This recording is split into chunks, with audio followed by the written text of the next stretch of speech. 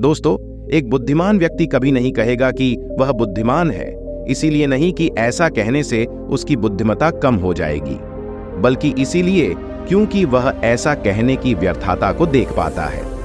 दोस्तों, गौतम बुद्ध के जीवन से जुड़ी हुई एक छोटी सी कहानी जो आपको बताएगी कि वास्तव में बुद्धिमान कौन है।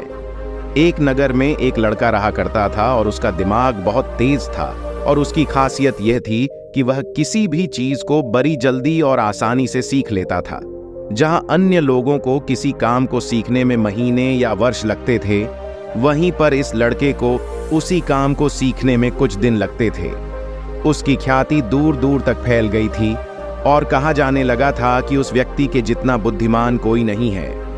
परंतु वह व्यक्ति तो जानता था कि वह भीतर से क्या है। हर व्यक्ति जानता है कि वह भीतर से क्या है, चाहे वो बाहर से कुछ भी दिखाए।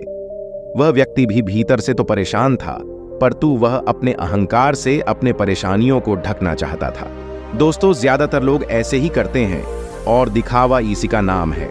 वह व्यक्ति अपनी प्रसिद्धि को और बढ़ाने के लिए तरह तरह के काम सीख रहा था। वह चित्रकारी करना जानता था, वह मूर्ति बना सकता था और वह गीत गा सकता था, और वो दुनिया जहान का हर वो काम सीख चुका था जो उसने अब तक देखे हुए थे। इसीलिए उसे अपनी बुद्धिमत्ता पर अहंकार था, क्योंकि कोई भी साधारण आदमी एक काम कर सकता है या 2 काम कर सकता है या ज्यादा से ज्यादा 3 काम को कर सकता है, परंतु वह तो सैकड़ों काम को कर सकता था और बहुत अच्छे से कर सकता था। इसीलिए उसे अपनी बुद्धिमत्ता पर अहंकार था। वह इस बात को अंदर ही अंदर मान चुका था कि उसके जितना बुद्धिमान इस दुनिया में कोई भी नहीं है। फिर एक दिन उसका सामना गौतम बुद्ध से होता है। उसे पहली बार एक ऐसा व्यक्ति दिखता है जिससे उसे ईर्ष्या होती है। अब तक उसने ऐसे लोग देखे हुए थे जो उससे ईर्ष्या करते थे, और जहां ईर्ष्या होती है वहां तुलना का होना निश्चित है। वह व्यक्ति अपनी तुलना गौतम बुद्ध के साथ करना शुरू कर देता है। वह देखता है कि बुद्ध के पास तो एक भिक्षा का कटोरा है, लेकिन उसके पास धन की कोई भी कमी नहीं है। बुद्ध के वस्त्र तो साधारण से थे, परंतु उसके वस्त्र बहुत कीमती है। बुद्ध तो जमीन पर नंगे पैर चलते हैं, परंतु वह नंगे पैर नहीं चलता। इसी तरह से वो आदमी सैकड़ों चीजों से अपनी तुलना गौतम बुद्ध के साथ करने लगता है, परंतु हर तुलना के बाद भी वह पाता है कि उसकी ईर्ष्या बुद्ध के प्रति 1% भी कम नहीं होती। वह व्यक्ति मन ही मन सोचता है कि मैं इस भिक्षु से अपनी तुलना क्यों कर रहा हूं, जबकि मेरा जीवन इससे 100 गुना बेहतर है। लोग भी बुद्ध का सम्मान कर रहे हैं। आखिर इसके भीतर ऐसा क्या है जो मुझ में नहीं है और जिसके कारण मेरे भीतर इसके प्रति ईर्ष्या है। बहुत देर अपने मन में उलझे रहने के बाद वह व्यक्ति तय करता है कि वह बुद्ध के पास जाएगा और उनसे पूछेगा कि उनकी उपलब्धि क्या है। वह व्यक्ति अपने सेवकों के साथ बुद्ध के पास जाता है और उनसे कहता है कि मैं इस इलाके का सबसे बुद्धिमान व्यक्ति हूं और आप अपने आसपास जो भी देख रहे हैं मैं वो सब करना जानता हूं। किसी भी कार्य को सीखने में मुझे बहुत ही कम समय लगता है। सभी लोग मेरा सम्मान करते हैं, परंतु इस सब के बाद भी मेरे भीतर आपके लिए ईर्ष्या है। मैं ये जानना चाहता हूं कि आपकी उपलब्धि क्या है। ये सब लोग आपका आदर सम्मान क्यों कर रहे हैं। उसके बाद बुद्ध कहते हैं कि वैसे तो मेरी कोई उपलब्धि नहीं है, परंतु तुम कह सकते हो कि मेरी एक उपलब्धि है।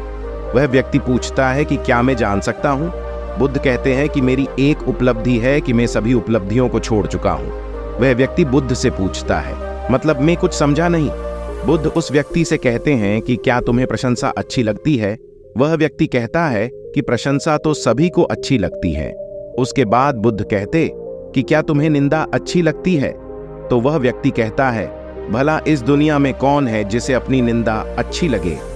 उसके बाद बुद्ध कहते हैं, जो तुम्हें अच्छा लगता है और जो तुम्हें बुरा लगता है, मैं इन दोनों से भी ऊपर उठ चुका हूं। ना मुझे निंदा सताती है और ना ही मुझे अपनी प्रशंसा प्रसन्न करती है। बस यही अंतर है तुम में और मुझ में। और उसके बाद वह व्यक्ति बुद्ध से कहता है, परंतु यह कैसे संभव है। बुद्ध मुस्कुराते हैं और उस व्यक्ति से कहते हैं कि तुमने सैकड़ों काम सीखे, लेकिन एक सबसे जरूरी काम को तुम सीखना भूल गए।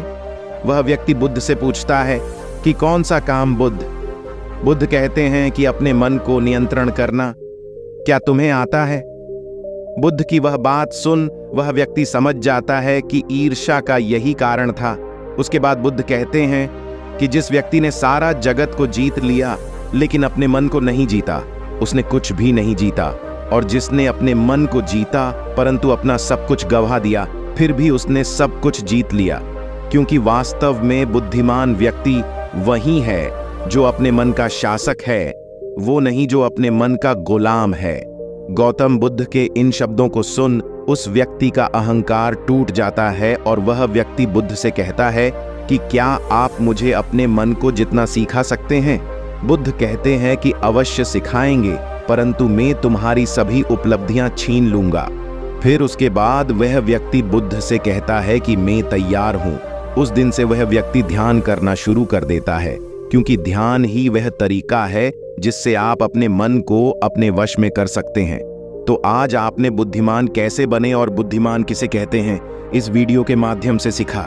तो दोस्तों, अगर आपको हमारी वीडियो पसंद आ रही हो तो दोस्तों के साथ शेयर करने के साथ साथ लाइक करें।